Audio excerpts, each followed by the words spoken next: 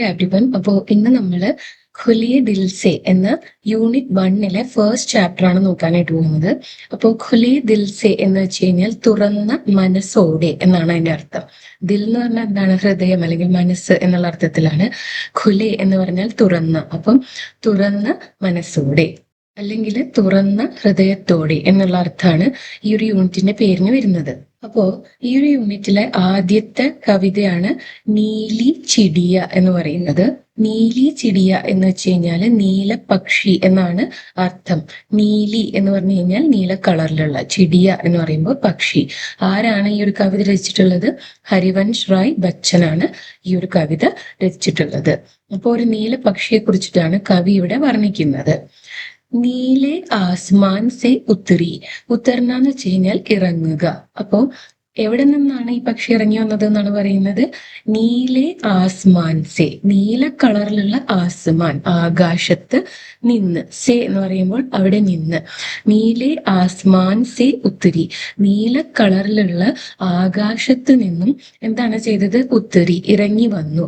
നീലി ഏക് നിരാലി ചിടിയ, ഒരു നീല കളറിലുള്ള, നീല കളറിലുള്ള ഏക്ക്, ഒരു നിരാലി ചിടിയ. നിരാലി എന്ന് വെച്ച് കഴിഞ്ഞാൽ അതുല്യമായിട്ടുള്ള, ചിടിയ ഒരു പക്ഷി.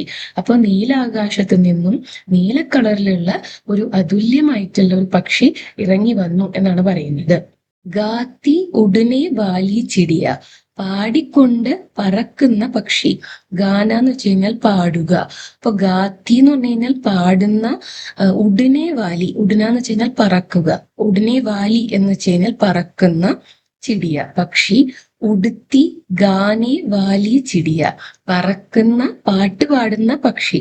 രണ്ട് സെന്റൻസിന്റെ അർത്ഥം ഒന്ന് തന്നെയാണ്, ജസ്റ്റ് ഇങ്ങനെ മാറ്റി മറിച്ചും പറഞ്ഞിട്ടുണ്ടെന്നേ ഉള്ളൂ. അപ്പോൾ ആകാശത്ത് നിന്ന്, നീലാകാശത്ത് നിന്ന് ഇറങ്ങി വന്ന നീല പക്ഷിയുടെ പ്രത്യേകതകളാണ് ആദ്യത്തെ സ്റ്റാൻസയിൽ പറയുന്നത്. ഇനി നമുക്ക് നെക്സ്റ്റ് സ്റ്റാൻസ നോക്കാം. ഇസ് ഫുൻഗി സെ ഉസ് ഫുൻഗി പർ ഉടുക്കർ ജാനെ വാലി ചിടിയ.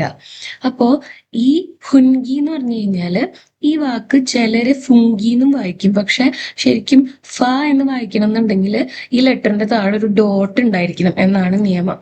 അപ്പോ കറക്റ്റ് പ്രൊനൗൺസിയേഷൻ എന്ന് പറയുന്നത് ഫുൻഗി എന്നാണ്. ഇസ് ഫുൻഗി സെ ഉസ് ഫുൻഗി പർ ഉടുക്കർ ജാനെ വാലി ചിടിയ. ഫുൻഗി എന്ന് പറഞ്ഞാൽ മരച്ചില്ല. അപ്പം ഈ മരച്ചില്ലയിൽ നിന്ന്, ഇസ് ഫുൻഗി സെ, ഈ മരച്ചില്ലയിൽ നിന്ന്, ഉസ് ഫുൻഗി പർ, ആ മരച്ചില്ലയിലോട്ട്, ഉടുക്കർ ജാനെ വാലി ചിടിയ, പറന്നുകൊണ്ടു പോകുന്ന പക്ഷി. ഉടുക്കർ ജാന എന്ന് വെച്ച് കഴിഞ്ഞാൽ പറക്കുക. അപ്പൊ ഉടുക്കർ ജാനെ വാലി ചിടിയ എന്ന് പറയുമ്പോൾ പറന്നുകൊണ്ടു പോകുന്ന അല്ലെങ്കിൽ പറക്കുന്ന ചിടിയ പക്ഷി. ഇൻ പത്തോമേ ഉൻ പത്തോമേ ചിപ്കർ ഗാനെ വാലി ചിടിയ. ഇൻ പത്തോമേ എന്ന് വെച്ച് കഴിഞ്ഞാൽ ഈ ഇലകളിൽ. ഇൻ എന്ന് പറഞ്ഞാൽ ഈ, പത്തേ എന്ന് പറഞ്ഞു കഴിഞ്ഞാൽ എന്താണ്? ഇല. മേ എന്ന് പറയുമ്പോൾ ഇലകളിൽ എന്നുള്ള അർത്ഥമാണ്. അപ്പോ ഇൻ പത്തോമേ ഉൻ പത്തോമേ, ഉൻ എന്ന് വെച്ച് കഴിഞ്ഞാൽ ആ. അപ്പൊ ഈ ഇലകളിലും ആ ഇലകളിലും ചിപ്കർ ഗാനെ വാലി ചിടിയ. ചിപ്ന എന്ന് വെച്ച് കഴിഞ്ഞാൽ എന്താണ്? ഒളിച്ചിരിക്കുക. ചിപ്കർ ഗാനെ വാലി എന്ന് പറഞ്ഞാൽ ഒളിച്ചിരുന്ന് പാടുന്ന ചിടിയ പക്ഷി. അപ്പൊ ഈ പക്ഷി എന്താ ചെയ്യുന്നത്? മരത്തിന്റെ ഈ ചില്ലയിൽ നിന്ന് ആ ചില്ലയിലോട്ട് ചാടുന്നു. അതുപോലെ തന്നെ എന്താണ്? ഈ ഇലയിലും ആ ഇലയിലൊക്കെ ഒളിച്ചിരുന്നിട്ട് എന്ത് ചെയ്യുന്നു? പാട്ട് പാടുന്നു. പർ ഭടുക്കാക്കർ നീച്ചെ ആക്കർ ദാന ഖാനെ വാലി ചിടിയ. പർ എന്ന് വെച്ച് കഴിഞ്ഞാൽ ഇവിടെ ഉദ്ദേശിക്കുന്നത് ചിറക് എന്നാണ്. പർ ഭടുക്കാന എന്ന് വെച്ച് കഴിഞ്ഞാൽ ചിറകടിക്കുക എന്നുള്ള അർത്ഥമാണ്. അപ്പോ പർ ഭടുക്കാക്കർ നീച്ചെ ആക്കർ, നീച്ചെ ആന എന്ന് വെച്ചാൽ താഴോട്ട് വരിക. നീച്ചെ എന്ന് പറഞ്ഞാൽ താഴെ, ആന എന്ന് വെച്ച് കഴിഞ്ഞാല് വരിക. അപ്പൊ നീച്ചെ ആക്കർ എന്ന് പറഞ്ഞാല് താഴെ വന്നിട്ട്, ചിറകടിച്ച് താഴെ വന്നിട്ട്, ദാന ഖാനെ വാലി ചിടിയ. ദാന എന്ന് വെച്ചാൽ ധാന്യം, ധാന്യം, ഖാനെ വാലി കഴിക്കുന്ന ചിടിയ പക്ഷി. അങ്ങനെ ചിറകടിച്ച് താഴെ നിന്ന് ധാന്യം കഴിക്കുന്ന പക്ഷി. ദാന ഖാക്കർ പർ ഭടുക്കാക്കർ ഝട്ട് ഉഡ് ജാനെ വാലി ചിടിയ. എന്താണ്?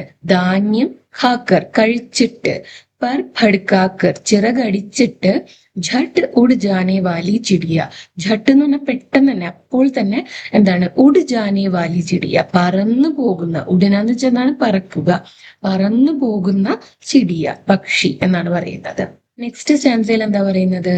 ഇസ് ഡാലി സെ ഉസ് ഡാലി പർ ഉഡ് ഉഡ് ജാനെ വാലി ചിടിയ ലാഖ് ബുലാവും ലേക്കിൻ മേരെ പാസ് ന ആനെ വാലി ചിടിയ. അതായത് ഇസ് ഡാലി എന്ന് പറഞ്ഞ ഒരു മരക്കൊമ്പ് തന്നെയാണ്, മരത്തിന്റെ ഒരു ശിഖിരം. അപ്പം ഈ മരക്കൊമ്പിൽ നിന്ന് ആ മരക്കൊമ്പിലോട്ട് എന്താണ് ഉട് ഉട് ജാനെ വാലി ചിടിയ, പറന്ന് പറന്ന് പോകുന്ന പക്ഷി. ലാഖ് ബുലാവും ലേക്കിൻ മേരെ പാസ് ന ആനെ വാലി ചിടിയ. ലാഖ് ബുലാവും എന്ന് വെച്ച് കഴിഞ്ഞാല് കുറേ പ്രാവശ്യം വിളിച്ചിട്ടും, ലാഖ് ബുലാന എന്ന് വെച്ച് കഴിഞ്ഞാൽ ലക്ഷക്കണക്കിന് പ്രാവശ്യം എന്നുള്ളതാണ്. ഒരു ഇങ്ങനെ കൂട്ടി പറയുന്നതാണ് കവിതയുടെ ഒരു ഭംഗിക്ക് വേണ്ടിയിട്ട്. അപ്പൊ ഒരുപാട് പ്രാവശ്യം വിളിച്ചിട്ടും എന്താണ് മേരെ പാസ് ന ആനെ വാലി ചിടിയ, എന്റെ അടുത്തോട്ട് വരാതിരിക്കുന്ന പക്ഷി എന്നാണ് പറയുന്നത്. ലാഖ് ബുലാവും ലേക്കിൻ എന്ന് പറയുമ്പോൾ ഒരുപാട് പ്രാവശ്യം വിളിച്ചാലും എന്നുള്ള അർത്ഥമാണ് വരുന്നത്. എന്റെ അടുത്തോട്ട് വരാത്ത എന്താണ് പക്ഷി. നീലെ ആസ്മാൻ സെ ഉത്തരി നീലി ഏക് നിരാലി ചിടിയ ഗാത്തി ഉടനെ വാലി ചിടിയ ഉടുത്തി ഗാനെ വാലി ചിടിയ. അങ്ങനെ നീല ആകാശത്തിൽ നിന്നും ഇറങ്ങിയ നീല കളറിലുള്ള അതുല്യമായിട്ടുള്ള പക്ഷി. ഗാത്തി ഉടനെ വാലി ചിടിയ, പാടുന്ന പറക്കുന്ന പക്ഷി. ഉടുത്തി ഗാനെ വാലി ചിടിയ, പറക്കുന്ന പാടാൻ കഴിവുള്ള പക്ഷി. ആ സെയിം ഫസ്റ്റ് സ്റ്റാൻസ തന്നെയാണ് വീണ്ടും റിപ്പീറ്റ് ചെയ്തിട്ടുള്ളത്. ആ പക്ഷീനെയാണ് ഇവിടെ കാണിച്ചിട്ടുള്ളത്, ആ നീലി ചിടിയനെയാണ് ഇവിടെ കാണിച്ചിട്ടുള്ളത്. നമുക്ക് ധാന്യം കൊത്തിയിട്ട് പറന്നു പോകുന്ന പിക്ചറാണ് തന്നിട്ടുള്ളത്.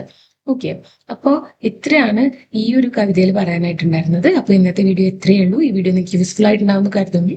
യൂസ്ഫുൾ ആയിട്ടുണ്ടെങ്കിൽ വീഡിയോ ലൈക്ക് ചെയ്യുക, ഷെയർ ചെയ്യുക, ചാനൽ സബ്സ്ക്രൈബ് ചെയ്യുക. അതുപോലെ തന്നെ നിങ്ങളുടെ സജഷൻസ് തന്നെ കോമെന്റ്സിൽ എഴുതി അറിയിക്കുക കേട്ടോ. Thanks for watching the video.